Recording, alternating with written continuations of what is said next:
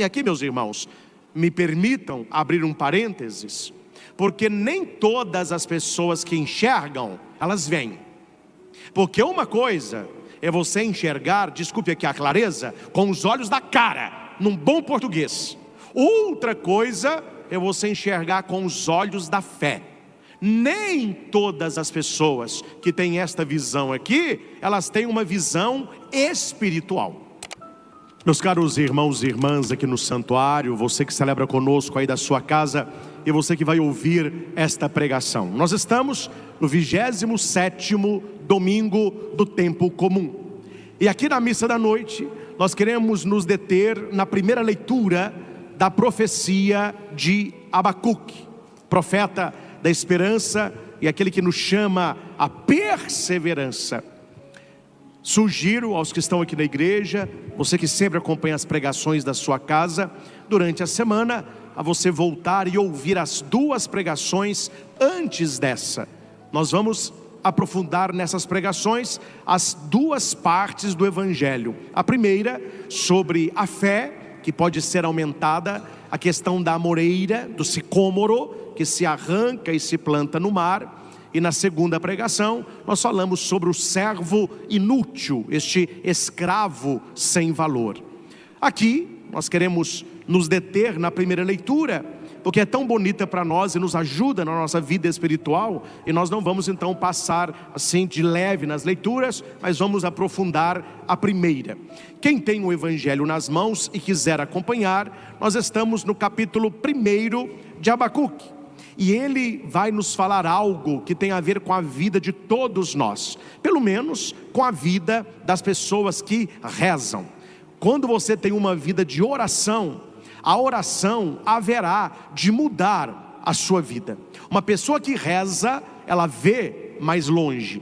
Uma pessoa que tem uma vida de oração, ela não interpreta o mundo apenas naquilo que é sensível, mas ela vai para o mundo espiritual. Ela sabe que Deus está agindo, mesmo que nós não vejamos. E Abacuque, na leitura, ele traz um clamor de uma pessoa que está rezando, que está buscando, mas ela não vê nada acontecer. Ela está clamando, ela está adorando, ela está rezando, ela está buscando a Deus, e aqui parece que as coisas não estão acontecendo para ela. Talvez eu não fale para todos, mas certamente eu falo para alguém aqui que já passou por essa experiência. Quando você está rezando, você está buscando a Deus e parece que as coisas não se resolvem. Parece que a sua oração não está sendo ouvida e tampouco atendida. Abacuque nos ajuda nesta reflexão. A leitura que escutamos começa com 3 perguntas. E são perguntas que nós fazemos quando a nossa oração se torna, pelo menos no momento, estéril, sem vida, sem fruto. Senhor, até quando clamarei sem me atenderes? Ou seja, Senhor, até quando eu vou ficar rezando, sem eu ser atendido? É a primeira pergunta. Segunda pergunta, até quando eu devo gritar a ti violência sem me socorreres? Ou seja, essa pessoa está sofrendo, ela está recebendo a maldade de alguém, ela está sendo violentada aqui nas várias violências que existem, e ela pergunta a Deus: por que o Senhor não me socorre? Por que não atendes a minha oração? E por que não me socorre nesta violência que eu estou sofrendo? Ele faz uma terceira pergunta: por que me fazes ver iniquidades quando tu mesmo vês a maldade? Ou seja, Deus sabe de tudo. O Senhor está vendo a maldade, o Senhor está vendo a iniquidade, a perda da fé, o mal crescendo. E aqui eu vou apenas contextualizar, para a gente trazer a leitura bem para os nossos dias. Você que tem uma visão mais cristã, você que conhece a Escritura, que conhece a doutrina, que leva uma vida católica mais profunda, meu filho, nós estamos vivendo um mundo de amargar. A gente corre para um lado e corre para o outro, parece que não tem caminho para a gente ir. Você pega uma criança e a leva no cinema para assistir um filme infantil. O filme está lotado de ideologia de gênero. É princesa com princesa, é uma confusão. Aí você vai então assistir na sua TV. Aí você vai para um stream, um canal da Netflix, Prime Video, não se salva nada, lotado de ideologia. Aí você assina um canal de desenho para suas crianças em casa. Não, você não vai ver televisão. Televisão, ensino que não presta. Eu assinei um canal para você. Você vai assistir o desenho cheio de ideologia. Você vai num lançamento de livros. Você olha a maioria dos livros, tudo ideológico. Você vai ler uma revista, lotado. Você vai ver um filme de ação, eles têm que colocar ideologia no filme de ação. Você vai ver um filme bíblico, estão colocando ideologia no filme bíblico. Você vai ver um filme até de Maria Bonita, Lampião, já coloca, tá tudo. Aí você, mas não é possível. Mas não é possível. Aonde vai parar esse mundo? Aí nós começamos a ver que aquilo que Abacuque diz é o clamor daqueles que estão comprometidos com uma vida de santidade. E aqui, meus irmãos, me permitam abrir um parênteses, porque nem todas as pessoas que enxergam, elas veem. Porque uma coisa é você enxergar, desculpe aqui a clareza, com os olhos da cara, num bom português. Outra coisa é você enxergar com os olhos da fé. Nem todas as pessoas que têm esta visão aqui, elas têm uma visão espiritual. E Santo Agostinho, bispo de Hipona, ele vai dizer que a visão espiritual é igual à nossa visão humana. Sem luz não se tem visão. Nós somos totalmente cegos se falta luz. Tira-nos a luz. Quando a gente está lá na nossa casa, você está num sítio e acaba a luz, você não vê nada. Aí a pessoa fica procurando lanterna, procurando uma vela. A visão humana, ela é limitada pela luz. Sem luz, todos nós somos cegos. Santo Agostinho vai dizer que a visão espiritual, ela também precisa de luz. Mas não é a luz natural, é a luz sobrenatural do Espírito Santo, da revelação e da fé. Santo Agostinho que diz isso. Qual é a luz que ilumina a nossa visão espiritual? A fé, a revelação e a própria palavra, não é? A luz, o Espírito Santo. Quando é, meus irmãos, que nós começamos a ver as coisas? Você está dormindo num sítio, aí esse sítio não tem luz, vamos dormir num sítio para descansar. Aí você abre o olho assim, daquelas trevas, você olha na janela, você não vê nada, você só escuta o sapinho cantando, se tiver um vagalume passando, você vê uma luzinha, ou você não vê nada. Quando é que a nossa visão começa? Quando o sol está para nascer. Primeiro vem a aurora, antes do sol nascer a gente já consegue ver, e à medida que o sol vai nascendo, você consegue enxergar o lugar que você está. Aquilo que não era nada, você abre o olho num quarto escuro, você não vê nada. Quando o sol começa a querer despontar, você começa a ver silhueta, você começa a ver contorno de móvel, você começa a ver janela. À medida que o sol vai nascendo, você começa a ver cores, detalhes, etc. Quanto mais luz, mais detalhes você vê. Eu estou dizendo isso para você entender o que é a visão espiritual. Há pessoas que você conversa com elas não veem em teologia em nada, elas não veem pecado em nada, elas não veem problema em nada. Não, mas tudo está muito normal. É vocês que ficam procurando chifre e cabeça de cavalo. Por que essas pessoas não enxergam essa guerra ideológica que nós vivemos? Porque elas são cegas espiritualmente. Elas têm a visão natural, mas elas não têm a visão sobrenatural. E Santo Agostinho vai dizer isso. Quanto mais perto da luz você está, mais o pecado você enxerga, mais a tentação você enxerga, mais a ação do mal você enxerga. Quanto mais nas trevas espirituais a pessoa está, ela não vê absolutamente nada. Ela não vê ataque nenhum, ela não vê guerra nenhuma. Então veja que aquilo que a primeira leitura está nos dizendo, que Abacuque está nos relatando, meus irmãos, me desculpe aqui a franqueza, não é para todo mundo. Não é para todo mundo.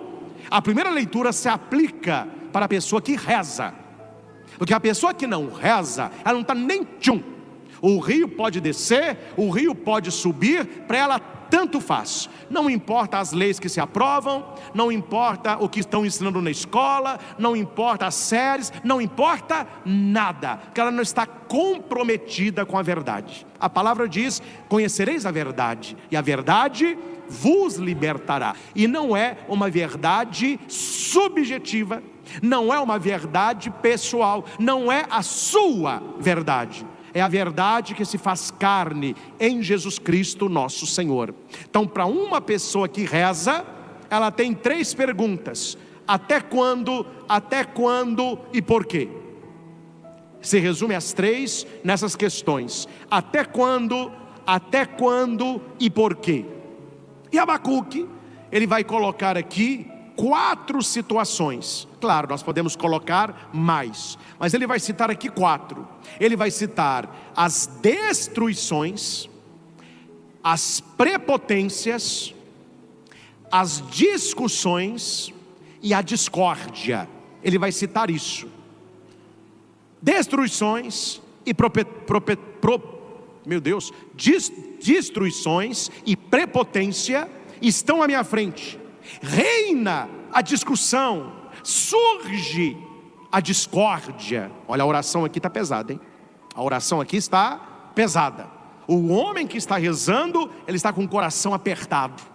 Parece aquela situação, quando você vê um mal muito grande, você pergunta: o que fazer? O que fazer? Eu assisti um filme muito triste, é um vídeo real. Não sei se a pessoa está viva ou está morta, eu sei que o vídeo é real. Foi um tsunami que atingiu, não sei, umas ilhas, parece da Coreia, Japão, não me lembro. Mas a pessoa está na praia, a linguagem deles lá, e ela está filmando, um rapaz filmando uma moça, fazendo pose na onda. Ele está filmando a moça.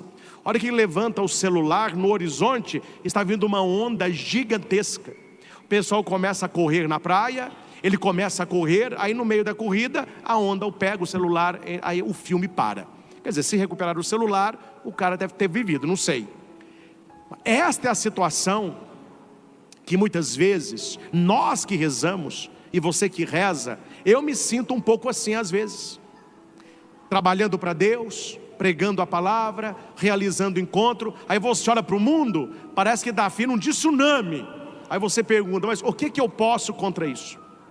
O que eu posso contra esse poderio do mundo que está vindo como um tsunami? É o que Abacuque está perguntando. Só que a leitura não termina aí.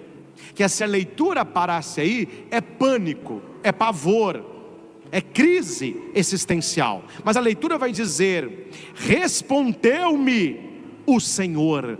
Respondeu-me o Senhor. Vamos repetir? Respondeu-me o Senhor. Então vamos ver quem sabe a resposta. Qual é a única oração que fica sem resposta? Qual é a única oração que fica sem resposta? A que não é feita. A oração que não é feita, ela não tem resposta. Toda oração, ela tem resposta. Pode não ser a resposta que você quer, né? Porque todo mundo reza achando que Deus vai responder sempre sim. Ele responde sim, ele responde não, ele responde espera. Há pedidos nossos que é não, há pedidos nossos que é espera, persevera, e há pedidos que são sim. Deus, ele responde. Então veja, ele está clamando e Deus não atende, ele está gritando e Deus não socorre, ele vê a iniquidade, Deus vê a maldade, destruições, prepotência, discussão, discórdia, Deus está presente. Essas coisas não se revelam na ausência de Deus, mas num Deus presente. E a teologia nos ensina, e os grandes santos nos ensinam, e aplique isso na sua vida: de todo mal, Deus tira um bem maior. Porque aquilo que nós chamamos de mal, nem sempre é mal para Deus, é mal para nós. A gente não entende os planos de Deus. Ô padre, mas tudo aquilo que me acontece é vontade de Deus? Não. Existe a vontade de Deus e existe a permissão de Deus, que são coisas diferentes. Porque se tudo é vontade de Deus para você, esse nosso Deus está um pouco louco também.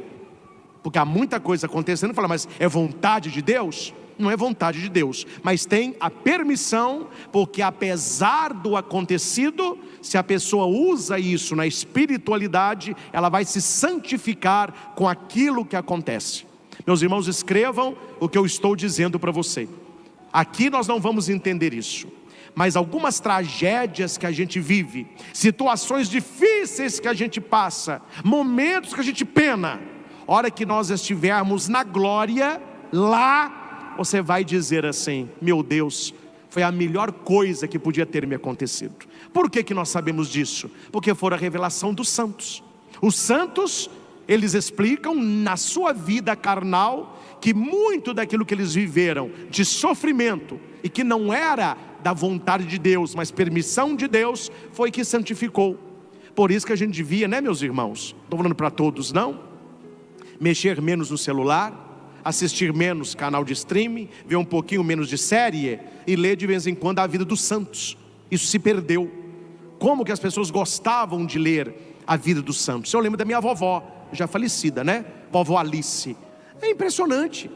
A vovó Santa Teresinha. Aí começava, Santa Teresinha era uma moça, é de Lisieux, ela quis, contava a historinha, contava lá a doença dela, o que ela morreu. Vovó, Santa Rita de Cássia. Essa história é boa, vem cá. É a santa das abelhas, é a santa da videira. Ela dormiu na porta do convento, acordou lá dentro, milagrosamente. Os netos ficavam tudo assim, ó. Historinha de fó, mas historinha de santo. Imagina, meus irmãos, eu não vou fazer isso, é claro, né? Mas imagina eu sair aqui na igreja com o microfone e falar na sua boca assim, me conta a história de Santa Clara, me conta a história de São Francisco, me conta a história de São Maximiliano Kolbe, me conta a história de Santo Karl Lacutz. Não sai nada, meu filho, não sai nada. Tomara que saia. Por quê? Porque nós estamos desconhecendo a vida dos santos.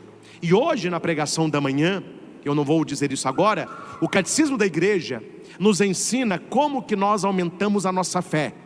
Porque o evangelho, os discípulos pediram, aumenta a nossa fé.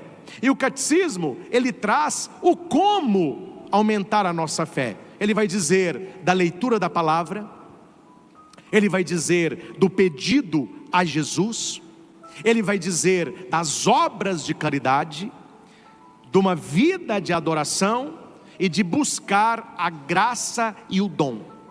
E uma coisa o catecismo ensina: olhe a vida dos santos, conheça aqueles que tiveram muita fé e vejam como que eles reagiram aos problemas, às doenças, às tragédias, às intempéries. Porque quando nós olhamos pessoas de fé, a nossa fé aumenta. Não sei se você convive com pessoas que têm fé. Quando você convive com uma pessoa que tem muita fé, ela vai aumentar a sua fé. Porque a gente fala, meu Deus, como que essa pessoa tem fé? Como que ela reza? Como que ela confia? Como que ela fala de Deus? E isso vai aumentando a nossa fé. Deus, Ele está presente, apesar de às vezes parecer ausente, mas Ele está sempre presente. E Ele responde: escreve esta visão, estende seus dizeres sobre tábuas, para que possa ser lida com facilidade. Aí ele vai continuar: a visão refere-se a um prazo definido, mas tende para um desfecho e não falhará. Repita: desfecho. Desfecho. E não falhará. E não falhará. Meus irmãos, nada dura a vida inteira. Nada dura a vida inteira. E quanto mais você assumir aquilo que está acontecendo com você, e olhe que eu não estou usando a palavra, o verbo aceitar. Aceitar é um outro degrau, é mais difícil. Mas, perdão, O verbo gostar é mais difícil, mas o verbo aceitar é o início de uma vida mais tranquila. Eu posso não gostar do que está me acontecendo, mas quando eu aceito a realidade, eu me fortaleço e eu enfraqueço a situação.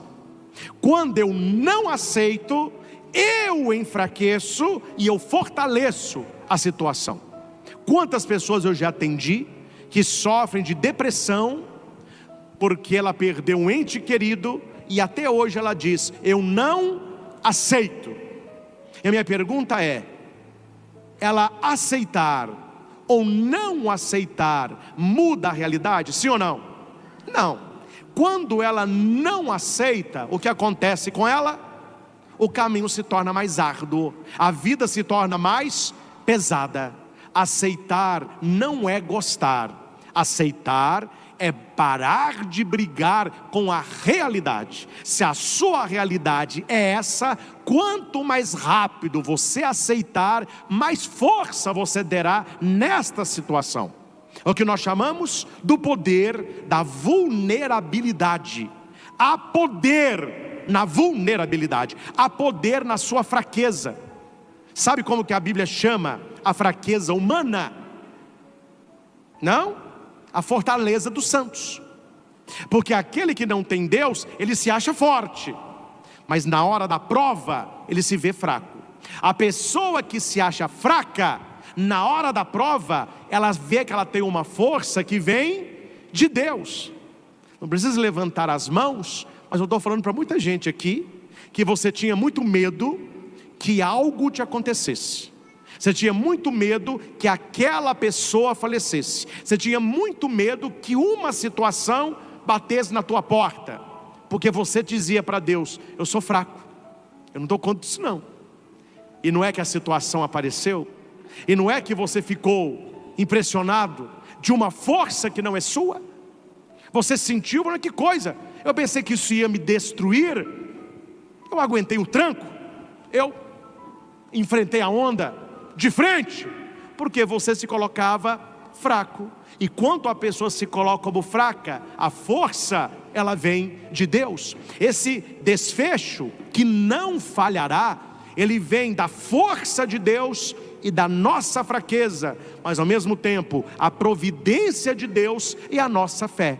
Sem fé, nada feito. Sem fé, nada feito. Tudo que nos acontece tende para um desfecho. Há um motivo, há uma razão, talvez desconhecida a nós. Talvez desconhecida a nós. Eu estou lendo ultimamente Santa Teresinha. Foi um pedido das irmãs do Hesed. Falou: padre, Santa Teresinha está chamando o senhor. Então eu vou atender Santa Teresinha. Eles têm lá uma casinha que é a réplica da casa de Santa Teresinha na França. Nessa última vez que eu fui lá, irmã Chiara disse: padre, pega o livro de Santa Teresinha, porque eles mandam, né? A generalista manda nos padres, né? Pega o livro de Santa Teresinha, vá para a casa dela e fique lá 1h30 rezando com ela, vai ler a vida dela. E eu, mais competitivo, fui, ó, até comprei a biografia de Santa Teresinha. Maravilhoso, maravilhoso. E Santa Teresinha, o que ela tem me ensinado ultimamente, é ser para Deus o frágil, porque ela foi a mais frágil, a rosa mais frágil do Carmelo, mas se tornou a mais santa. A fé de Teresinha, ela vai me ensinar que sempre há um motivo para as coisas acontecerem. Santa Teresinha, ela não crê na coincidência, ela crê na providência. Tem uma comparação com Teresinha que é muito bonita, né? Que ela fala assim, num dos escritos dela: existem vasos de honra, caros, e existem vasos sem valor, vasilhas sem valor. Os vasos caros, os jarros caros, são colocados no alto, com luzes, são preciosos. Os vasos de barro, que não tem valor nenhum, se coloca no chão. Ela vai dizer: obrigado, Senhor, porque eu sou um vasinho de barro, não tenho valor nenhum, então não tem como eu cair, porque eu já estou no chão. Como que eu vou quebrar se eu já estou no chão? Mas ela vai dizer: eu rezo pela madre, que era a madre dela, que ela está investida de autoridade. Ela é um jarro precioso, colocado no alto, e eu rezo para que ela não caia, porque se ela cair, o estrago será grande. E Terezinha volta para ela: eu, sendo um vasinho sem valor de barro, eu me comparo a um vaso que se coloca ração para um cachorrinho. E eu te peço, Senhor, que me use como um vasinho de barro, mas não deixe que o cachorrinho me quebre. Bonitinho, hein? Santa Terezinha, ela tem uma fé tão simples, uma fé de criança, mas quando você aprofunda nas leituras de Terezinha, o que ela está nos dizendo? Tudo está indo para um desfecho. Nada nos acontece por acaso. Nós estamos debaixo da providência de Deus, e Ele não falhará. Ele não falhará. Se demorar, espera. Diga para quem está do seu lado: se demorar, espera. Para quem está do outro lado: se demorar, espera. Paciência. Vamos aqui. Vamos ver se estou pregando para o povo certo. A começar do padre. Quem está precisando de paciência? Quem não? Quem não? E o que é paciência? É a arte de esperar. É fácil esperar? Não. O que os santos nos ensinam? Então não fique esperando. Espere em Deus. Como é a paciência para nós cristãos? Esperar em Deus. E a pergunta é: por que você vai esperar em Deus? Porque o que eu estou vivendo tende para um desfecho, e Deus não falhará. Deus não falhará. Por isso, paciência. A hora de Deus vai chegar. Você sabe, meus irmãos, duas coisas que nós usamos muito, que Deus não tem? Você sabe? Eu já falei isso aqui. Quais são as duas coisas que nós mais usamos e que Deus não tem? Guarde no seu coração: Deus não tem relógio e Deus não tem calendário. E nós vivemos com o olho no calendário e no relógio. O que significa dizer que Deus não tem relógio e calendário?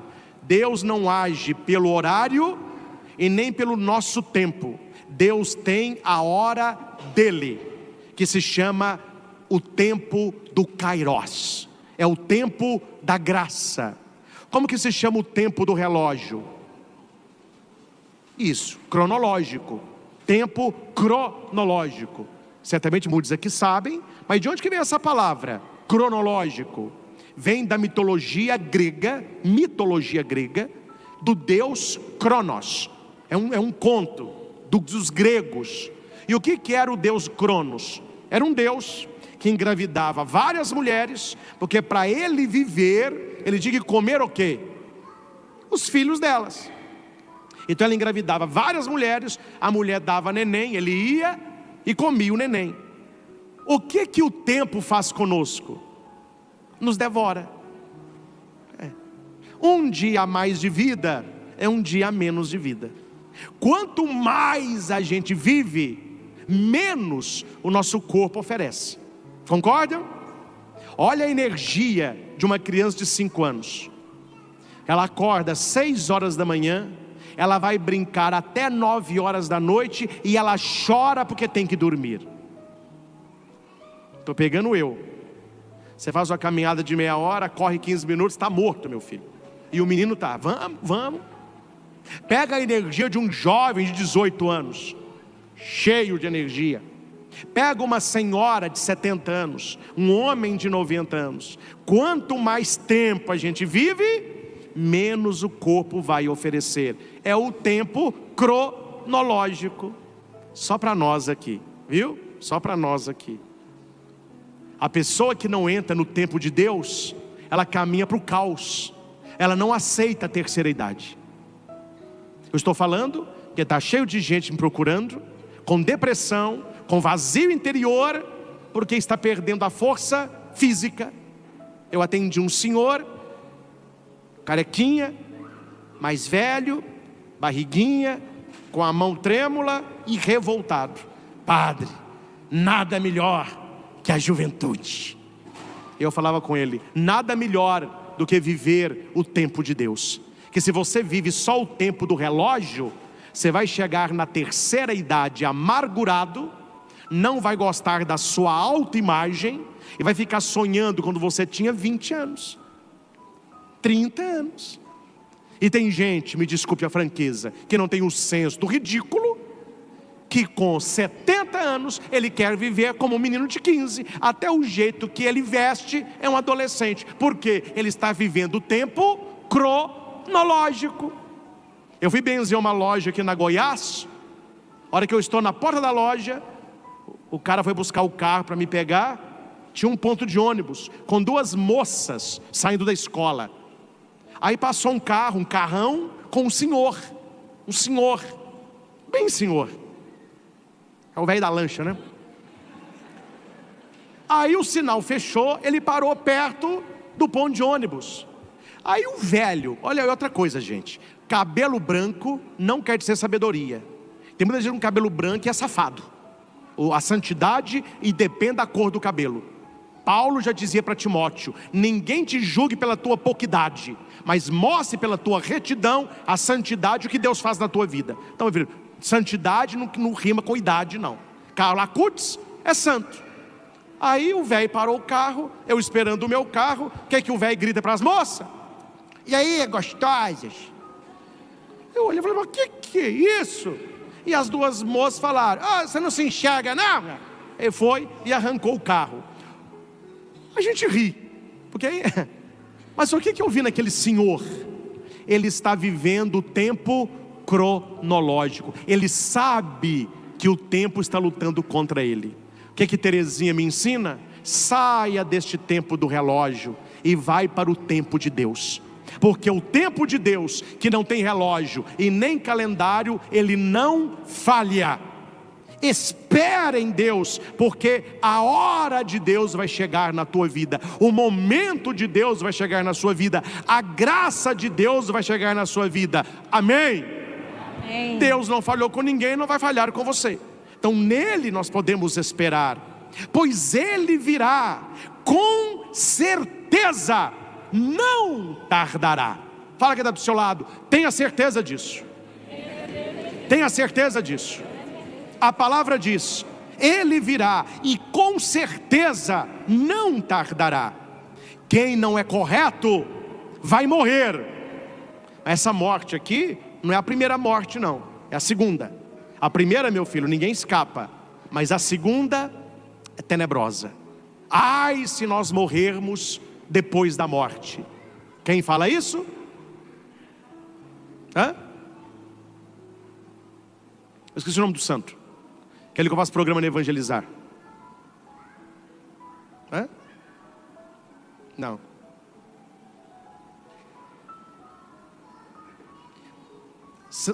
Afonso Maria de Ligório.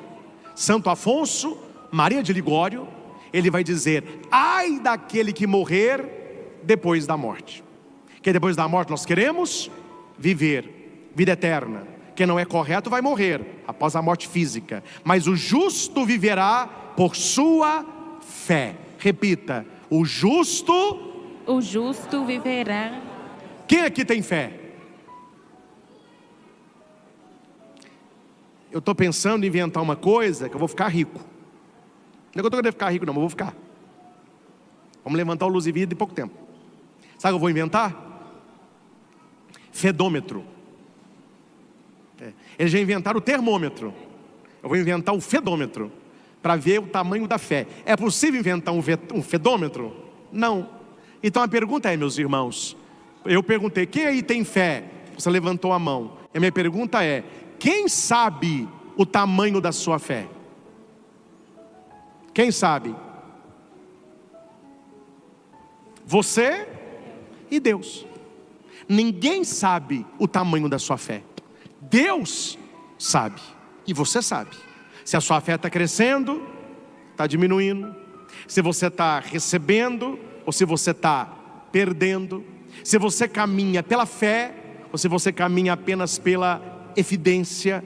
Há uma oração eucarística muito bonita que o padre reza, que vai dizer na hora dos mortos, memória dos mortos. O padre diz assim, não é a oração de hoje, vai dizer assim: Senhor, acolhei aqueles que chamaste à vossa presença. São as intenções da missa, pessoas falecidas, cuja fé só vós conhecestes.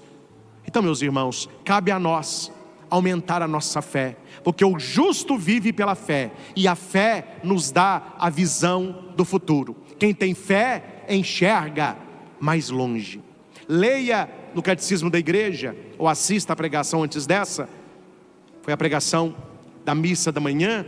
Eu falei muito sobre a fé no Catecismo da Igreja.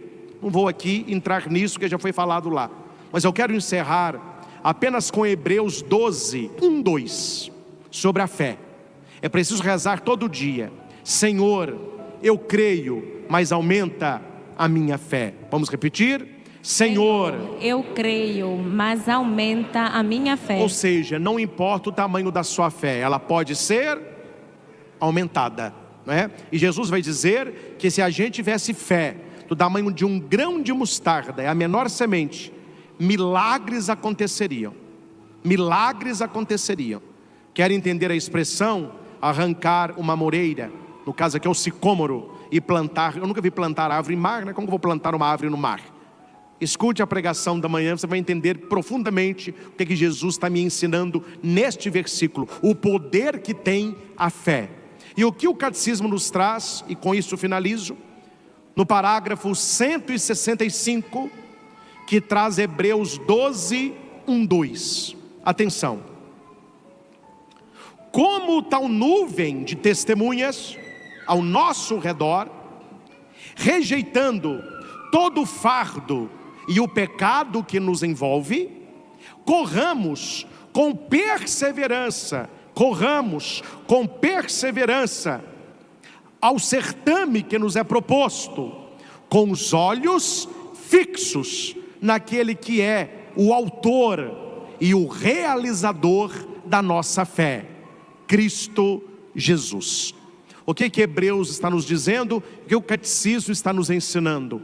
Aconteça o que acontecer, venha o que vier, não desvie o seu olhar de Jesus Cristo. Ele é o realizador e o autor da nossa fé. Eu sei em quem eu coloquei a minha fé. Vamos repetir? Eu sei em quem meu coração, a minha fé. Contei uma historieta de manhã, tinha uma outra para a noite, mas esqueci a da noite, então vou repetir a da manhã, porque é bela, simples, mas nos dá uma visão, o tanto que nós precisamos de mais fé, né? Falo por mim, como que a gente precisa de mais fé? Conta-se que lá no Nordeste veio uma seca prolongada, e o padre do sertão teve uma ideia. Não sei se vocês já ouviram falar isso. No Nordeste, quando fica muito tempo sem chover, as pessoas pegam água e vão jogar no pé do cruzeiro. Chama aguar cruzeiro, né? E eles rezam para a chuva vir. E o padre disse: sábado agora, às 7 horas da manhã, nós vamos molhar o pé do cruzeiro. Vão pedir a Deus que manda chuva, porque quem rezar com fé, a chuva virá. Ele chamou o grupo de jovens para organizar esta caminhada. Sabe como que é jovem, né? Os jovens vieram, camiseta regata, bermudinha, chinelinho de dedo, bandeiro, atabaque, o pessoal com latinha d'água, aquelas senhoras com a lata na cabeça, aquela festa. Aí o pessoal vendendo picolé, água mineral, açaí com leite ninho, virou uma festa, não é? E o pessoal subindo: vamos jogar água na cruz, gente, vamos pedir chuva. E no meio daquela festa toda, apareceu uma criança que chamou a atenção. Ela estava de galocha, aquelas botas de plástico, capa de chuva, toquinha de chuva e um guarda-chuva. E o pessoal falou assim: mas o que é isso? Você está doido? E o pessoal começou a rir da criança. E a criança não respondeu nada. Mas o padre, olhando para a criança, disse: gente, pelo visto, tem muita festa acontecendo, mas só essa criança é que tem fé. Olha o que é a fé. A fé é a posse antecipada daquilo que não se vê. Se você está vendo, não é fé, é evidência. O cristão, ele vive pela fé. Será que a gente tem essa fé? Um sol de 40 graus, sem uma nuvem no céu, e a criança de botinha, capa de chuva, guarda-chuva e com uma latinha na mão. Não, eu já vim preparado, porque o padre falou que se jogar água no pé da cruz vai chover. Ele tem confiança, e é por isso que o reino dos céus pertence às crianças. E é por uma dessas que você entende, não é carapuça não, viu gente? É para ajudar. É por uma dessas que você entende que não acontece milagre na vida da gente. Falta fé. Vem o resultado de um exame, falta fé. A gente é mandado embora do emprego injustamente, falta fé. Aparece uma enfermidade, falta fé. Seu namorado te trai, falta fé. Você não tem dinheiro para pagar uma promissória, falta fé. Quebra a chave do carro, falta fé. Você perde o horário, falta fé. Se a gente pensar, nós precisamos de mais fé. Senhor, eu creio, mas aumentai a minha fé. Eu posso não estar vendo nada, mas Deus está agindo no mundo, na minha vida e na sua vida. Feche os seus olhos um pequeno instante. Deus eterno e todo-poderoso, nós os louvamos, exaltamos e bendizemos por esta palavra.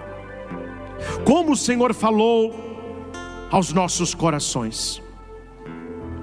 Quantas e quantas vezes, Senhor, nós questionamos a vida, o mundo e a nossa oração, como fez o profeta Abacuque. Até quando, Senhor, eu clamarei sem me atenderes? Até quando eu vou gritar a ti violência sem me socorreres? Por que me fazes ver iniquidades quando tu mesmo fez a maldade? Até quando? Até quando? Por quê? Obrigado, Senhor, porque tu respondes. O Senhor não está ausente. Mesmo que eu não veja, mesmo que eu não sinta, o Senhor trabalha na minha vida. O Senhor trabalha a meu favor. Tudo que eu estou vivendo tende para um desfecho e não falhará. E se demorar, eu terei paciência, eu esperarei em ti, porque aquele quem Deus espera nunca é desiludido, nunca será decepcionado, pois o Senhor virá com certeza e não tardará, porque eu vivo pela fé. E a fé é a posse antecipada daquilo que não se vê. E nós pedimos, Senhor, como no Evangelho, aumenta a minha fé, aumenta a minha fé. Eu creio, Senhor Jesus, mas aumenta a minha fé. Quando as dificuldades soprarem na minha vida, quando as intempéries visitarem o meu coração, quando a minha fé for colocada à prova, que eu a mantenha acesa, firme. Quantas e quantas vezes, Senhor, o mundo em que vivemos parece estar longe daquilo que a fé nos assegura. As experiências do mal, do sofrimento, das injustiças, da morte, parecem contradizer a boa nova, abalar a fé e tornar-se para ela uma tentação. Mas ajuda-nos, Senhor, a fortalecer a nossa fé. Ajuda-nos, Senhor, nesses momentos difíceis, a nos mantermos de pé, a purificarmos a nossa fé pelo sofrimento e a nos lançarmos no tempo de Deus, no Kairós, porque Deus agirá no momento de Deus. Obrigado, Senhor, porque eu tenho certeza que esta palavra encheu os nossos corações e os corações de muitas pessoas de esperança, porque aquele que crê não ficará decepcionado. Que a nossa vida seja marcada profundamente pela nossa fé,